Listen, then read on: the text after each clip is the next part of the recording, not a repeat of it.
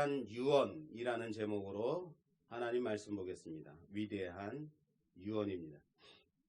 여러분, 하나님은 어떤 하나님입니까? 우리들은 하나님을 어떤 하나님으로 알고 있나요? 여러분들은 하나님을 누구라고 고백합니까? 하나님, 그러면 여러분들은 어떤 하나님이 생각나세요? 아버지 하나님, 사랑의 하나님, 위대한 하나님, 할렐루야. 네, 전능하신 하나님, 못할 게 없는 하나님, 모든 것을 다 알고 계신 하나님, 그죠? 네, 또 그것밖에 없을까요? 뭐라고요? 부활의 하나님, 생명 주시는 하나님, 또 질투하시는 하나님. 왜 이런 건 말 안 해요? 혼내시는 하나님, 심판의 하나님, 무서운 하나님, 두려운 하나님. 안 그랬으면 좋겠죠? 그러면 자, 지금 한 10대까지 말했는데 끝인가요? 또 있을까요? 또 있죠. 한없는 하나님? 그렇죠. 한이 없으신 하나님. 너무 많아요. 끝인가요? 또 물어보면 또 나와요. 또 나와요. 또 나오고. 네, 능력의 하나님. 그렇죠. 이것만 가지고도 40분 때울 수 있어요. 그런데요, 우리가 그렇게 하나님을 고백했다고, 하나님이 이런 하나님입니다라고 고백했다고, 하나님이 그 하나님일까요? 그 정도의 하나님일까요? 우리 하나님은 우리 생각보다 더 크신 하나님이라는 사실을 믿으시기 바랍니다. 우리 하나님은요, 우리가 생각했던 것보다 너무 커서 이쪽 끝에서 저쪽 끝까지 다 그 하나님에 대한 얘기를 다 쓴다 하더라도 이것이 더 부족한 거죠. 그만큼 하나님에 대한 그 스펙트럼은 너무나도 넓고 크다는 거예요. 근데 우리는 하나님을 내가 아는 하나님으로 가둬버릴 때가 있다는 거예요. 하나님은 사랑의 하나님이야. 왜 하나님이 내 인생 가운데 나를 이렇게 힘들게 할 수 있어? 하나님은 사랑의 하나님인데, 하나님은 은혜 주시는 하나님인데 왜 내 삶 가운데 하나님의 은혜를 도저히 찾아볼 수가 없는 거야? 라고 생각. 안 그렇습니까?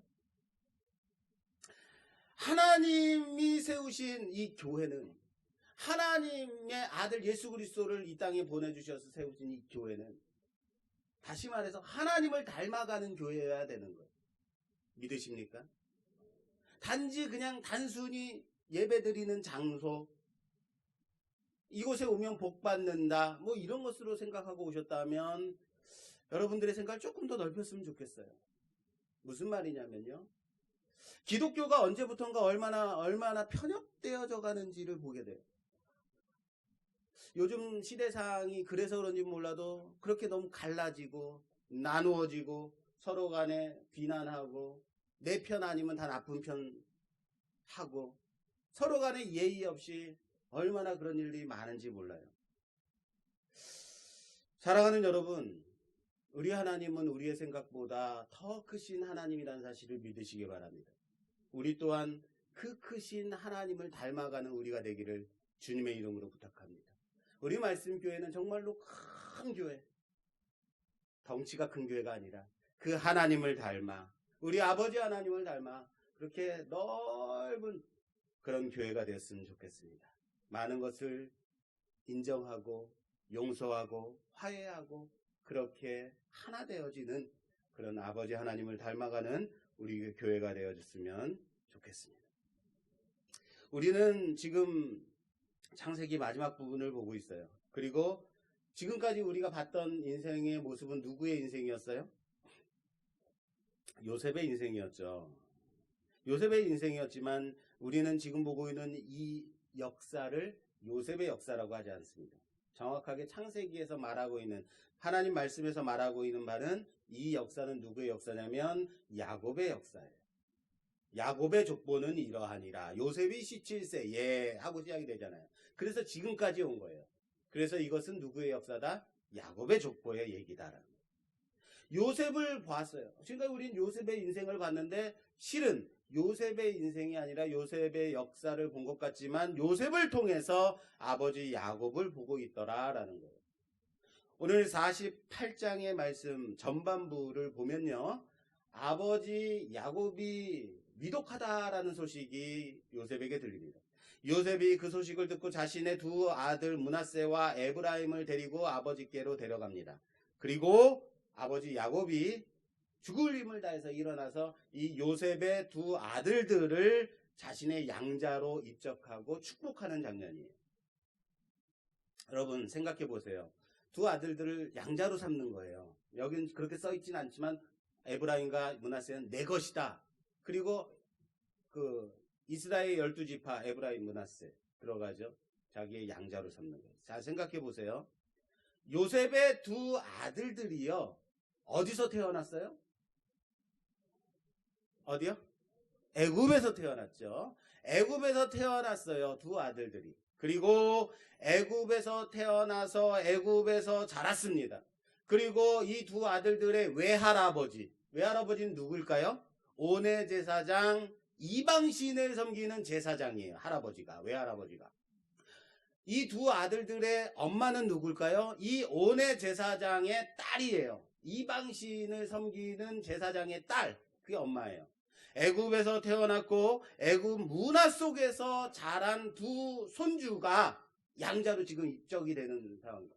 만약 이 두 손주가 애굽의 문화에 완전히 젖어 있었다면, 완전히 이스라엘과 다른 족속으로 자라났다면, 여러분 아무리 요셉이 예뻐 보이고 기특하고 온 가족을 극심한 가문 속에서 구해낸 영웅이다 하더라도 야곱이 자신의 직계 양자로 삼을 수 있었을까요? 쉽지 않아요. 이런 거죠.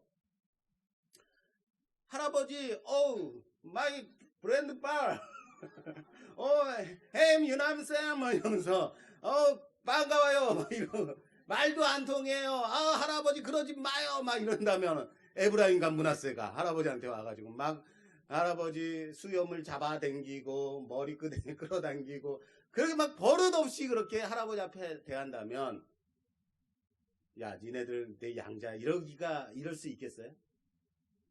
아무리 내 손주라 하더라도 완전히 다른 저기 그 미국에 가가지고 평생 자라가지고 나와서는 할 줄 아는 말이 할아버지 뭐 사주세요 이런 것밖에 아직 모른다면, 다 계속 영어만, 제가 사실은 여기다 영어를 좀 잔뜩 써놨어요.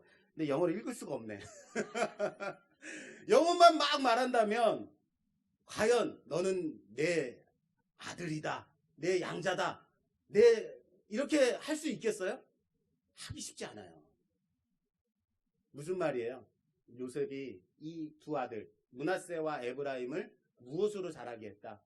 이스라엘로 자라게 했다는 거예요. 여호와 하나님을 경외하는 자로 그렇게 자라나게 했다는 거예요. 그렇습니다.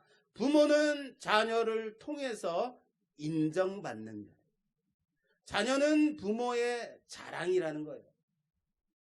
물론 이 말을 할 때 우리 딸과 아들이 이 말을 듣고, 맞다, 나는 아빠의 자랑이 돼야 되는데, 엄마의 자랑이 돼야 되는데, 열심히 하나님 믿고 섬겨야지만, 이런 마음을 가졌으면 참 좋겠어요.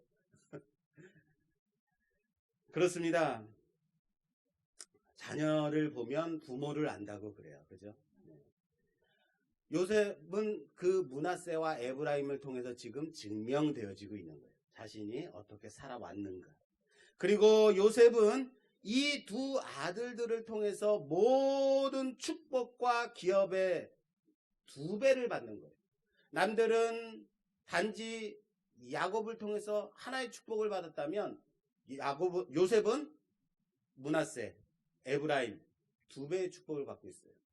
다른 형제들에 비해서 2배를 받는 이것을 장자의 몫이라고 해요. 장자는 다른 차자, 3자, 4자, 4번째, 12번째 뭐 이런 다른 형제들은 다 1의 기업을 받는다면, 1의 복을 받는다면, 1의 몫을 받는다면, 장자는 그들보다 몇 개를 더 가져요? 2배를 더 받는 것이 장자의 몫인 거예요. 지금 요셉은 이 장자 르우벤을 제치고, 큰형 르우벤을 제치고 에브라임과 므낫세를 통해서 장자의 몫을 받고 있는 장면이 오늘 48장 초반에 나오는 장면이에요. 오늘 이 48장은 이렇게 시작이 되죠. 48장 1절부터 제가 봉독하겠습니다. 이 일 후에 어떤 사람이 요셉에게 말하기를 내 아버지가 병들었다 하므로 그가 곧 두 아들 므낫세와 에브라임과 함께 이르니 어떤 사람이 야곱에게 말하되 내 아들 요셉이 내게 왔다 하매 이스라엘이 힘을 내어 침상에 앉아 요셉에게 이르되 이전에 가나안 땅 루스에서 전능하신 하나님이 내게 나타나사 복을 주시며 내게 이르시되 내가 너로 생육하고 번성하게 하여 내게서 많은 백성이 나게 하고 내가 이 땅을 내 후손에게 주어 영원한 소유가 되게 하리라 하셨느니라. 할렐루야. 4절까지 봤습니다. 자, 이 땅을 누구에게 주겠다고요? 후손에게 주겠다 그랬어요. 잘 기억하십시오. 자, 아마 야곱의 생명이 얼마 남지 않았다는 아는 그런 순간인 것 같아요. 지금 이 상황, 48장의 상황이. 여기에서 누가 나오냐면 어떤 사람이 나와요. 어떤 사람이 요셉에게 아버지가 위독하다는 소식을 전해요. 그리고 또 어떤 사람이 아버지 야곱에게 요셉이 왔다라는 얘기를 해요. 예. 자, 이 어떤 사람이 누굴까요? 굳이 이름이 나오질 않아요. 이름도 없는 어떤 사람을 두 번이나 말을 하고 있어요. 이럴 필요가 있을까요? 그냥 아버지가 위독하다는 소식을 듣고 요셉이 아버지께 왔더니 아버지가 일어나서 축복을 했다. 이렇게 가면 되는 거예요. 저 같으면 그렇겠어요. 뭐 이렇게 길게 성경을 괜히 길게 만들어가지고 일독하기가 얼마나 힘든지 몰라요. 웃는 분들은 같이 공감하시는 걸로 알겠습니다. 예. 그런데 잘 생각해 보십시오. 어떤 사람이 나오는 장면이 또 있어요. 요셉의 인생 가운데서. 아버지 야곱이 요셉에게 명령을 해요. 저기 네 형들이 세겜 땅까지 나가서 양을 치고 있으니까 가서 잘 있는지 사고 치고 있는지 잘 봐서 보고 와라 라고 명령을 해요. 그리고 요셉이 그곳으로 갑니다. 갔는데 형들이 있어요, 없어요? 없어서 헤매다니는 것을 보고 여기 누가 나오냐면 어떤 사람이 나와요. 어떤 사람이 나타나서 야, 형들이 저쪽으로 갔다라고 굳이 알려줘서 그곳까지 갔다가 형들에게 붙잡혀서 어떻게 돼요? 죽을 상황에 빠졌다가 미디안 상인에게 팔려서 어디로 가요? 애굽으로 내려가게 되는. 그때 등장한 누구요? 어떤 사람. 물론 그때 어떤 사람과 여기 어떤 사람이 같은 사람이다라는 것은 아닙니다만 여러분 무슨 말을 하는지 알겠어요? 어떤 사람은 가만 보면 요셉의 인생에서 꼭 겪어야 했던 일 중에 그 일을 진행시키는 역할을 지금 하고 있어요. 다시 말해 요셉의 인생 속에서 하나님의 계획하심을 이루기 위해 그 사건을 진행시키는 역할을 꼭 해야 되는 역할을 지금 하고 있는 사람 누구예요? 어떤 사람? 생각해 보십시오. 요셉이 세겜 땅에서 헤매다니고 있는데 헤매다니다가 그 큰 곳에서 GPS도 없고 내비게이션도 없고 형들이 어디 가는지 어떻게 알아요? 지금 같으면 핸드폰 딱 해가지고 형님 알았어요 잠깐만요 하고 가겠지만 그때 어떻게 그렇게 찾아가겠어요? 헤매다니다가 어디로 가요? 아버지께 가서 아버지 형님들이 땡땡이 치고 사라졌습니다. 이러면은 요셉이 어딜 못 가요?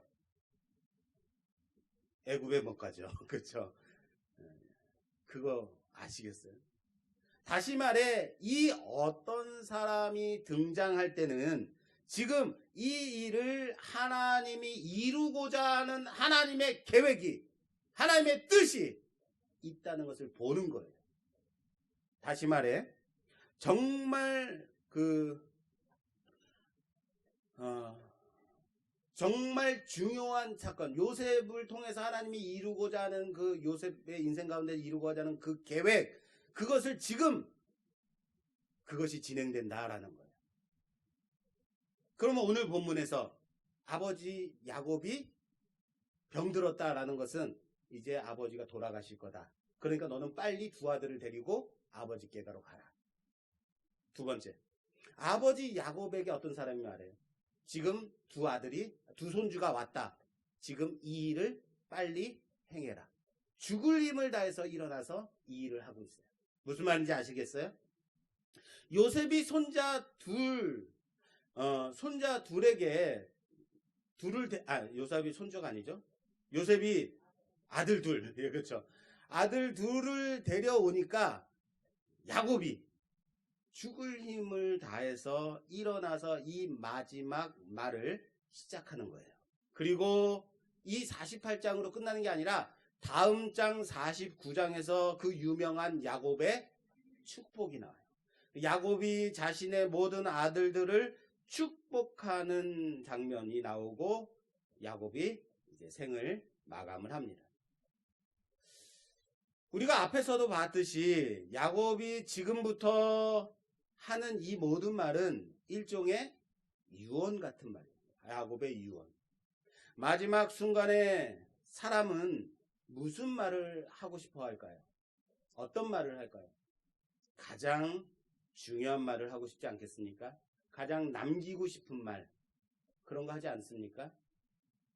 여러분들은 안 그러세요? 지금 야곱이 요셉에게 자신이 루스가 어디예요? 베델.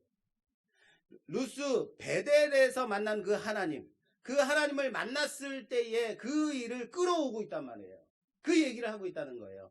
내가 베델에서 만난 그 하나님이 내게 복을 주시며 내게 이르시되 내가 너로 생육하고 번성하게 하여 내게서 많은 백성이 나오게 하고 내가 이 땅을 너희가 없습니다.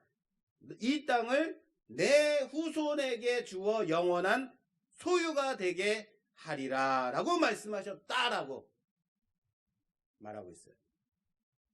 이 일이 언제의 일이에요? 지금 베델에서 요셉이 만났을 때의 하나님. 언제 일이냐면 지금 요셉의 나이가 140세가 넘었어요. 거의 150세 가까이 됐을 때의 일입니다. 147세로 생을 마감하죠. 그러니까 거의 이제 마감하는 그때에 언제의 일이냐면 약 80년 전의 일이에요. 80년 전. 왜 이것이 중요하냐면요. 여러분, 야곱이요.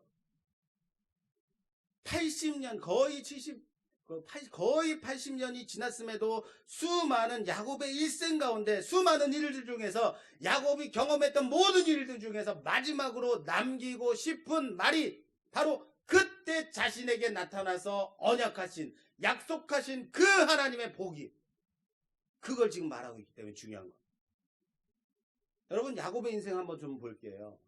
야곱이요, 가나안 땅에 언제까지 있었냐면 70세 때까지 있었어요.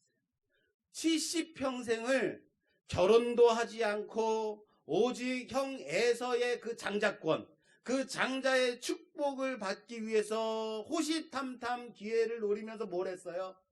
팥죽만 쓰고 있었어요. 언제 형에게 이것을 팔아넘기지? 그래서 장자권을 내가 사지? 이것만 노리고 있었어요. 70년 동안. 그러나 아버지 이삭을 속이고 형 에서를 피해서 도망하다 만난 그 하나님, 그 하나님으로 인해서 야곱이 깨달은 게 있죠. 내가 장자의 복을 받았는데, 내가 아버지와 형을 속이고 장자권을 내가 받았는데 과연 복은 내가 가지려고 해서 가질 수 있는 것이 아니구나. 복이라는 것은 내가 받으려고 해서 받을 수 있는 것이 아니구나. 하나님께서 언약하신 그 약속대로 이루어짐을 붙잡는 거구나 라는 것을 알게 된 사건이 베델의 사건인 거예요. 그리고 나머지 70년 동안은 오직 그 하나님의 언약만 붙잡고 바라보면서 이때껏 달려온 인생이다라는 거예요. 그 하나님의 약속, 하나님의 복 잊지 않고 달려왔다는 말이에요. 그리고 자신은 이제 생을 마감하는 이 순간에 와 있습니다. 그러면서 덧붙이는 말이 오늘 우리가 함께 봉독한 본문입니다. 마지막 절 21절에 마지막으로 이 말을 합니다. 이스라엘이 요셉에게 또 이르되 나는 주구나 하나님이 너희와 함께 계시사 너희를 인도하여 너희 조상의 땅으로 돌아가게 하시려니와. 여러분 잘 생각하십시오. 잘 생각해 보세요. 하나님의 약속은 생육하고 번성하고 이 땅을 주는 것이 하나님의 약속이에요. 이 땅은 애굽이 아닙니다. 이 땅은 어디예요? 가나안입니다. 하나님의 약속의 땅입니다. 그런데 야곱은 지금 어디에 와 있어요? 애굽에 와 있어요.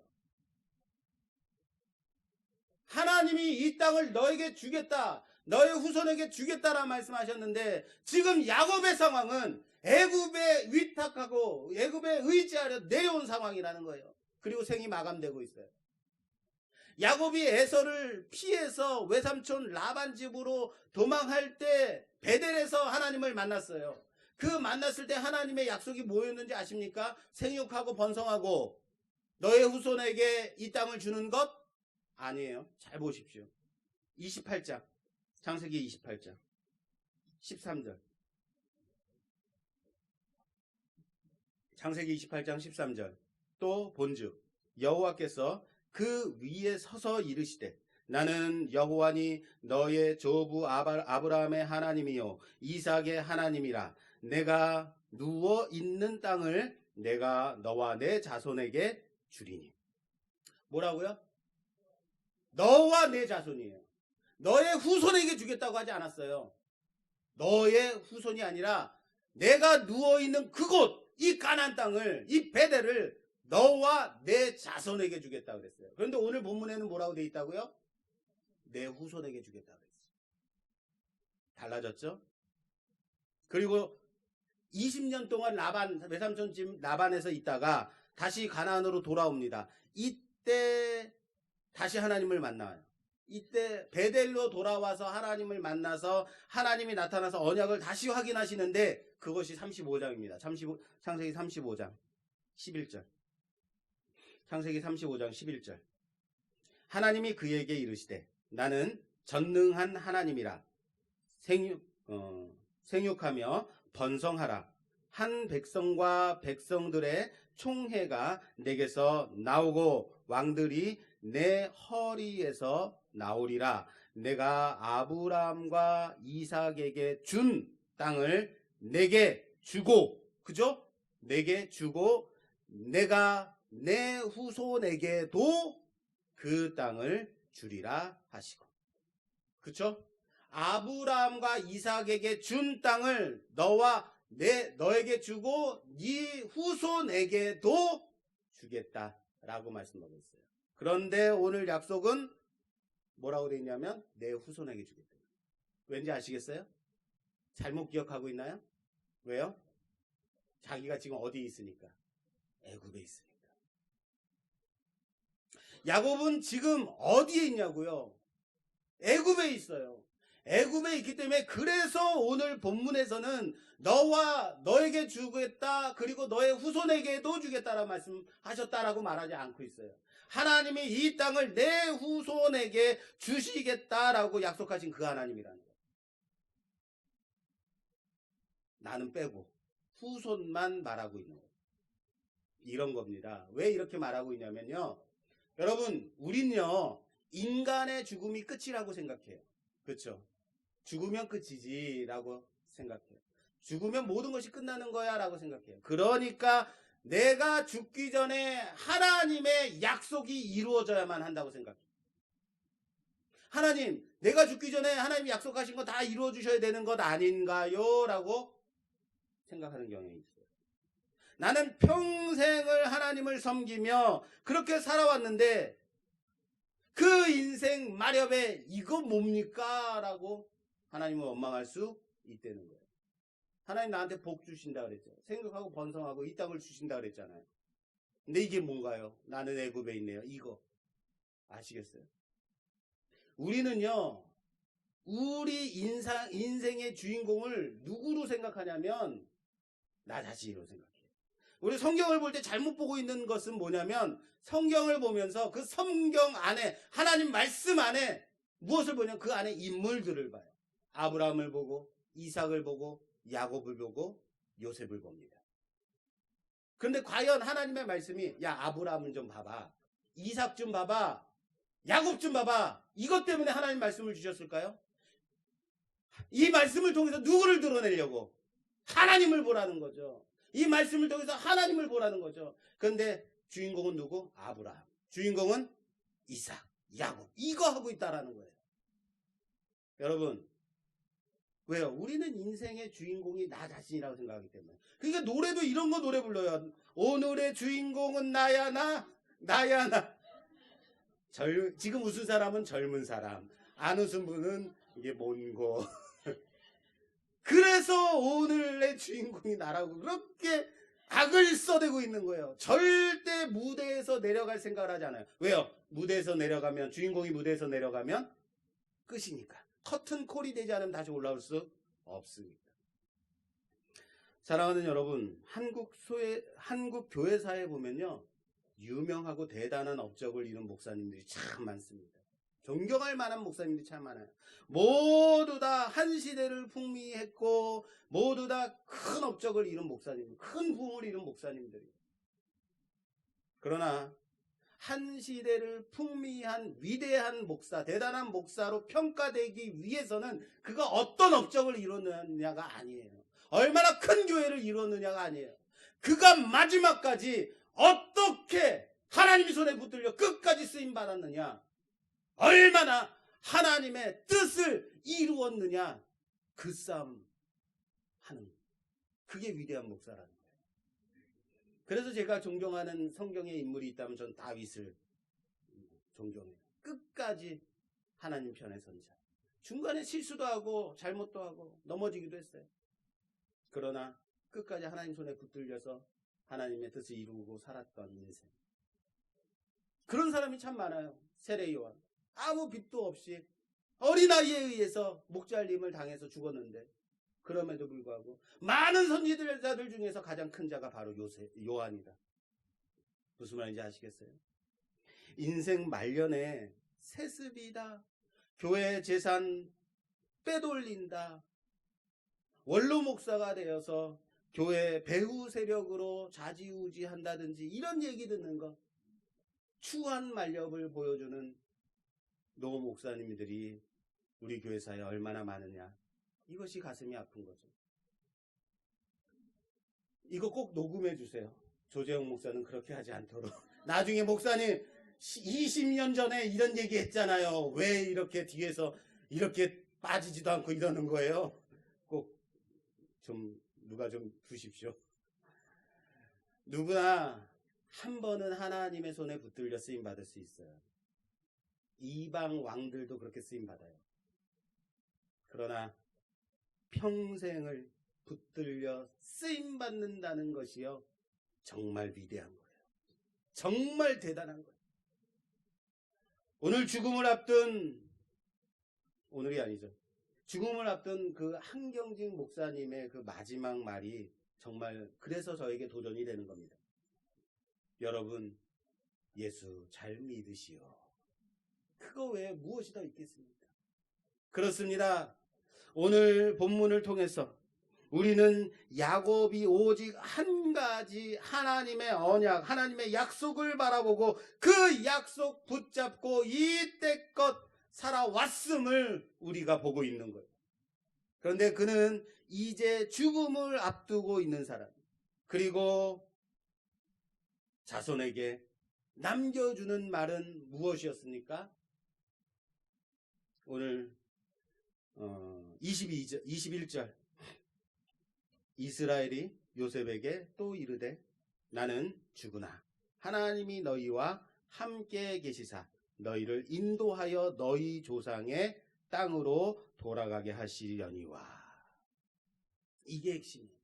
나는 죽는다, 나는 이제 죽는다. 그러나 그것으로 끝나는 게 아니다.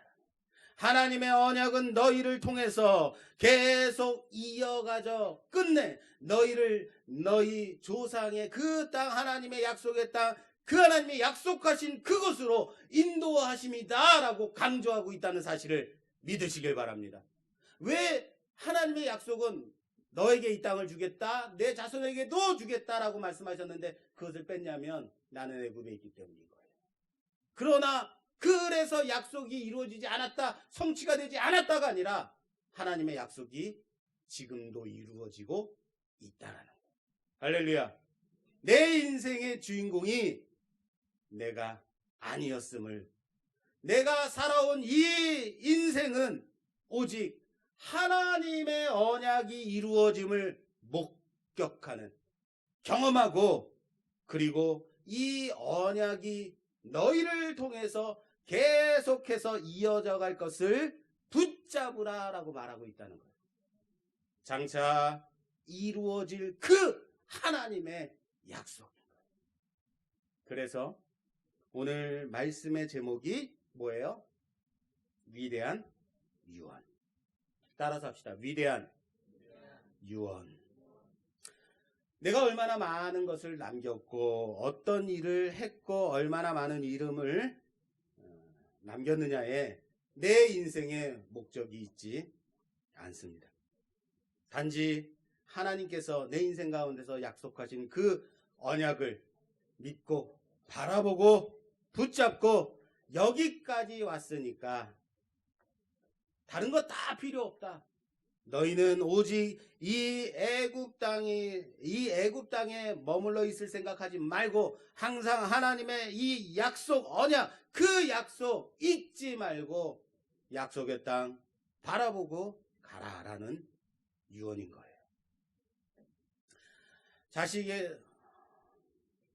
자식에게 얼마의 땅덩어리를 남겨줄까, 얼마나 큰 집을 남겨줄까, 얼마나 많은 재물을 남겨줄까 생각하지 마십시오. 어떻게 하면 증여세 덜 물고 편법으로 이렇게 집 좀 물려줄까 고민하지 마십시오. 어떻게 하면 종부세 좀 내지 않고 이렇게 자식들에게 물려줄까? 물론 여기에 계신 대부분의 사람들은요, 종부세 좀 내봤으면 좋겠네요. 그게 제 꿈이네요. 이렇게 생각하시는 분들도 거의 대부분인 줄 알고 있어요. 그래 봤으면 저도 좋겠습니다. 그렇습니다. 물질을 자식에게 남겨주기보다 언약을 물려주는 우리가 되기를 주님의 이름으로 부탁합니다. 하나님의 약속 붙잡고 살아가도록 그렇게 자식들을 붙잡는 여러분이 되시기를 주님의 이름으로 부탁합니다. 설교 끝나지 않았습니다. 이제 2부가 계속됩니다. 자, 오늘 본문은 이 말년에 그 야곱이 아버지 이삭과 얼마나 다른지를 비유해 주고 있는 아주 좋은 예가 됩니다. 말년에 야곱이 아버지 이삭과 얼마나 다를 수 있었는지 보여주는 거예요. 말년에 아버지 이삭은 어땠습니까? 27장, 창세기 27장 1절에 이렇게 돼 있어요. 아버지 이삭의 말년의 모습입니다. 이삭이 나이가 많아 눈이 어두워 잘 보지 못하더니 맏아들 에서를 불러 이르되 내 아들아 하매 그가 이르되 내가 여기 있나이다 하니 이삭이 이르되 내가 이제 늙어 어느 날 죽을는지 알지 못하니. 이삭이 언제 죽을는지 알지 못한다는 거예요. 여러분, 야곱 같았으면 어떻겠어요? 이때 누가 나와요? 그렇죠. 잘 들으셨네. 어떤 사람이 나오죠? 어떤 사람이 나와서 자, 누굴 불러라? 야곱을 불러라 했겠죠.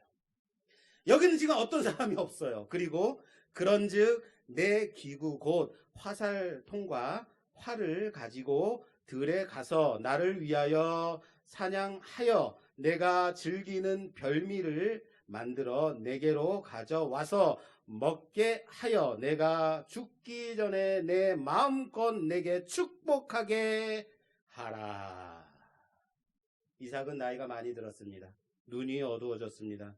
시각장애 2급이 됐습니다. 눈만 어두워진 게 아니라는 게 문제인 거예요. 영적 눈도 어두워진 게 문제라 했습니다. 이삭은 누구에게 축복을 해야 되는지 지금 분별하지 못하고 있었다는 거예요. 분명 하나님은 큰 자가 작은 자를 섬길 것이다 라고 말씀해 주셨어요. 첫째 에서를 불러다가 고기를 잡아서 맛난 별민을 만들어서 내가 죽기 전에 마음껏 먹고 너를 마음껏 축복하게 하라라고 말하고 있다라는 거예요. 이게 이삭의 말년의 모습이에요.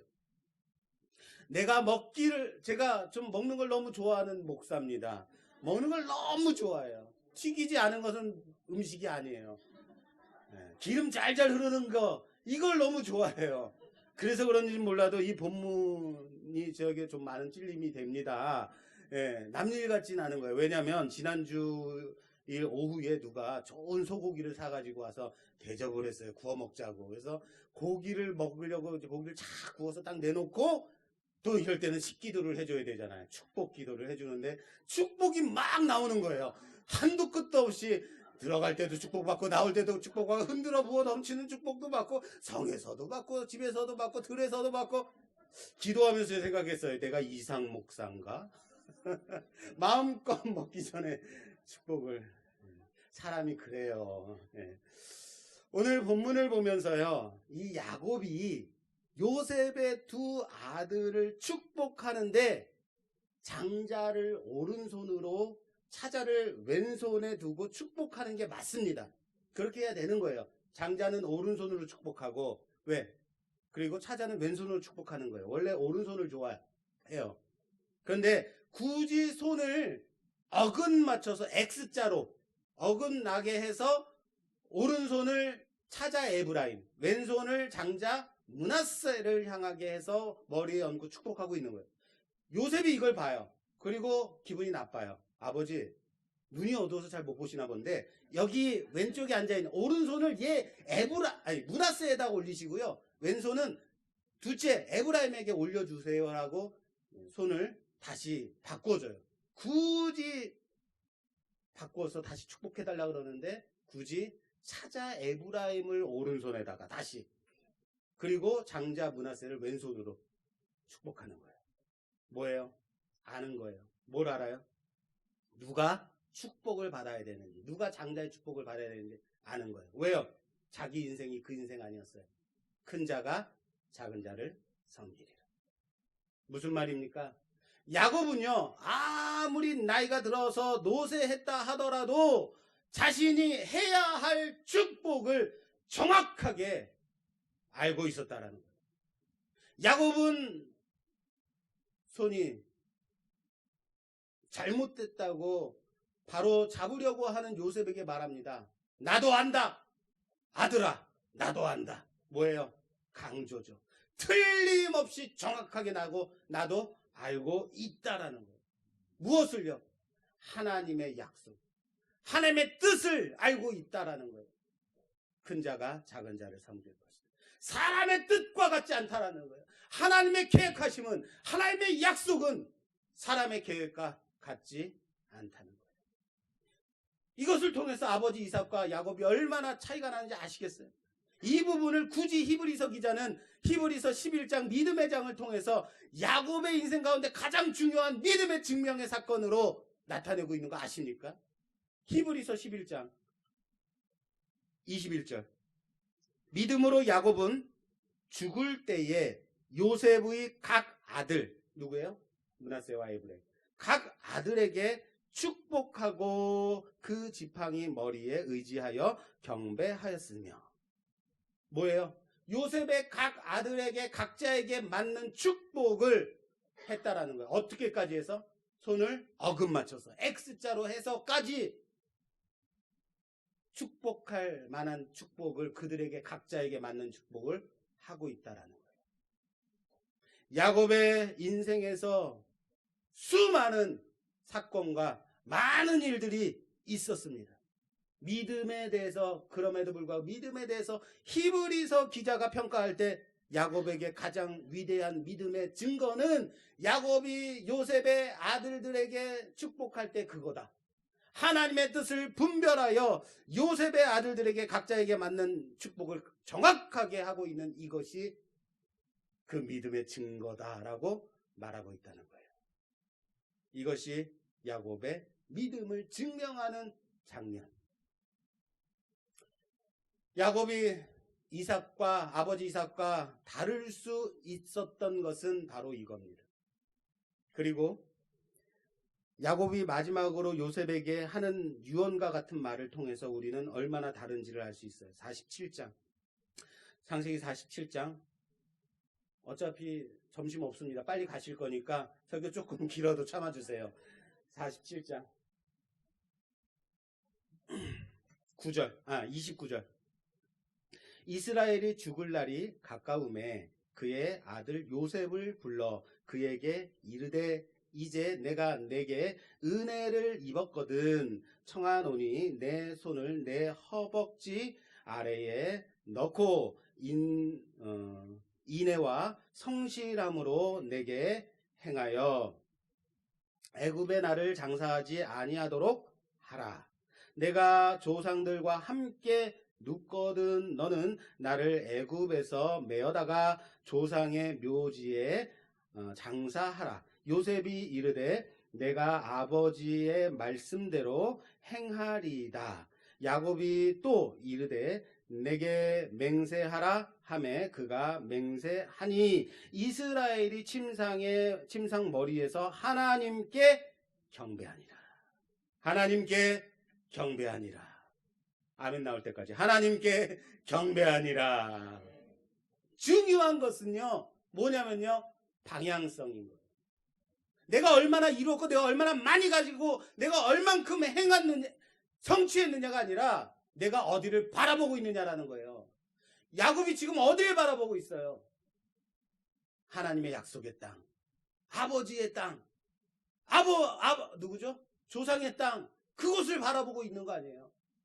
이삭은 내가 즐기는 별미를 많이 먹고 그것을 통해서 마음껏 너를 축복하게 하라라고 말하고 있지만 야곱은 내가 죽거든 나를 가나안 땅 할아버지 아브라함과 이삭이 장사한 그곳에 장사하도록 하라라고 부탁하고 있다라는 거예요.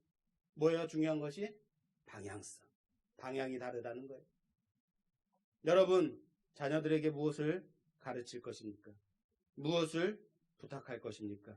무엇을 남기실 겁니까? 평생을 믿어왔습니다. 수년을 아니 수십 년을 신앙생활 해왔다고요. 그렇게 살아왔다고요. 그만큼 예배를 드리고 그만큼 설교를 듣고 그만큼 말씀을 받으면 이제는 하나님을 그만큼 경험했으면 이제는 하나님의 뜻을 알만도 하지 않습니까? 이제는 하나님이 나를 통해서 이루고자 하는 것이 하나님께서 내 인생 가운데서 원하시는 것이 무엇인지 하나님의 뜻을 알만도 하지 않습니까?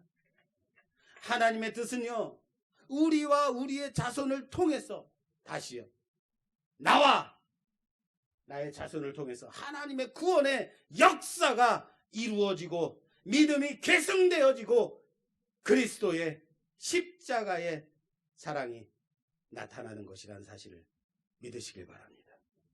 그 예수님을 온 세상에 예수 그리스도의 그 이름이 전파되어지는 것, 온 세상에 예수 그리스도의 제자가 일어나는 것, 그것이 하나님의 뜻입니다.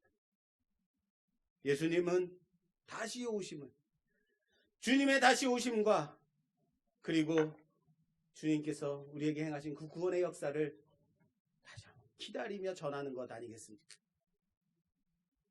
야곱의 위대한 부분이 바로 오늘 본문 마지막 절에 잘 나와 있습니다. 오늘 마지막 절 22절입니다. 내가 내게 내 형제보다 세겜 땅을 더 주었노니 이는 내가 내 칼과 활로 아모리 족속의 손에서 빼앗은 것이니라. 별것 같지 않죠? 얼마나 중요한 말인지 아십니까? 야곱이 요셉에게 세겜 땅을 내 형제들보다 더 주었다라고 말하고 있어요. 주었다. 지금 야곱의 온 가족이 다 어디에 있어요? 애굽에 있다고요. 저기 가나안 땅은요 멀리 있다고요.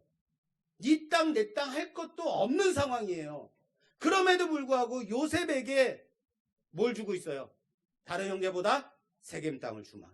그리고 이 약속, 이 언약이요 여호수아서에서 분명 에브라임이 그 세겜 땅을 더 차지했음을 보여주고 있어요.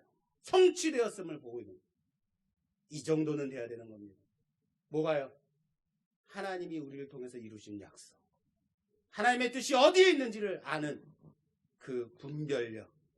비록 나이가 들어서 눈이 어두워졌을지는 모르지만 하나님의 언약이 무엇인지 아는 거죠. 하나님의 뜻이 무엇인지 아는 거죠. 영안이 밝아야죠. 오늘 우리는 과연 야곱일 수밖에 없는 그 한 축복의 사건을 함께 보았습니다. 이스라엘이 왜 야곱의 이름부터 시작되었는지를 그의 인생 마지막 위대한 유언을 통해서 짐작하게 됩니다. 아, 이래서 이스라엘이 되었구나. 그는 결코 자신의 계획이나 자신의 여건이나 자신의 생각을 주장하지 않습니다. 그가 위대한 유언을 남길 수 있었던 것은 단 한 가지, 그가 하나님의 뜻을 정확하게 알고 있었다라는 거예요.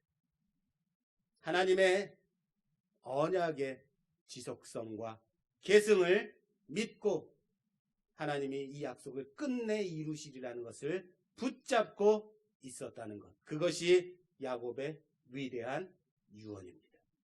내가 지금 거하는 이곳이 전부가 아니라 내 후손을 통하여서 계속해서 이어져 가야 할 하나님의 언약이 있다는 것, 끝내 이 언약을 이루실, 성취하실 하나님의 열심이 있음을 알고 있었다는 것. 사랑하는 여러분, 한 치 앞도 내다볼 수 없는 인생이라고 합니다. 이 세상의 길에, 그런 세상의 길에서 우리는 한 정치인의 비참한 최후를 통해서 안타까움을 감출 수 없습니다. 그 누구도 그가 그렇게 인생의 말년을 마감할 줄은 짐작도 못했습니다. 그렇습니다. 우리는 바로 그런 존재들이에요. 한 치 앞도 내다볼 수 없는 그런 존재들. 잠깐 내렸다가 사라질 수밖에 없는 그런 이슬과 같은 존재들. 그러나 그럼에도 불구하고 우리가 세상과 달라야 하는 것은 우리에게는 하나님의 언약이 있음을, 우리가 하나님의 그 뜻을 알고 있다는 것을, 그 말씀, 그 약속 붙잡고 살아가는 존재라는 것을 믿는 것. 그것이 세상과 다른 거예요. 지금은 실패했지만, 지금은 실수했지만, 지금 넘어졌지만 이것이 끝이 아니라는 것을 믿는 거죠. 언약을 믿는다면, 약속을 붙잡는 인생이라면 그것을 이루실 하나님의 열심이 있음도 믿어야 한다는 사실을 믿으시길 바랍니다. 다시요. 약속은 누가 하신 거예요? 내가 했어요? 우리가 했나요? 하나님께? 약속은 누가 하셨어요? 하나님이 하셨다고요. 그럼 약속을 지키기 위해서 누가 열심히 하시겠어요? 하나님이 하셔야죠. 왜요? 내가 그렇게 하겠다 했으니까. 하나님이 성취하고 말겠죠. 그렇다면은 우리를 그렇게 만드실 하나님의 뭐가 있다고요? 열심. 구원을 향한 그 하나님의 계획이, 그 열심이 우리를 오늘도 인도하실 줄 믿으시는 여러분 되시기를 주님의 이름으로 축원합니다. 약속은 그 약속을 하신 하나님으로 인하여서 이루어질 겁니다. 성취되어질 것입니다. 왜요? 그것을 이루시기까지 하나님은 오늘도 쉬지 않으시기 때문입니다. 그래서 예수를 보내주셨고, 그래서 십자가에 죽이셨고, 그래서 사흘 만에 다시 일으키셨고 우리의 구원이 되신 겁니다. 그 하나님의 열심이 우리를 당신의 자녀 삼으셨고, 우리로 하나님의 열심을 힘입어 하나님의 자녀로 살아가게 하셨다라는 겁니다. 그 하나님의 열심을 기대하며 하나님의 계획하심과 그 언약을 붙들고 오늘도 우리에게 임한 하나님의 구원의 그 역사를, 그 생명을 흘려보내며 그리스도인으로 살아가는, 그리스도인으로 세워져가는 우리가 되기를 주님의 이름으로 축원합니다. 축원합니다.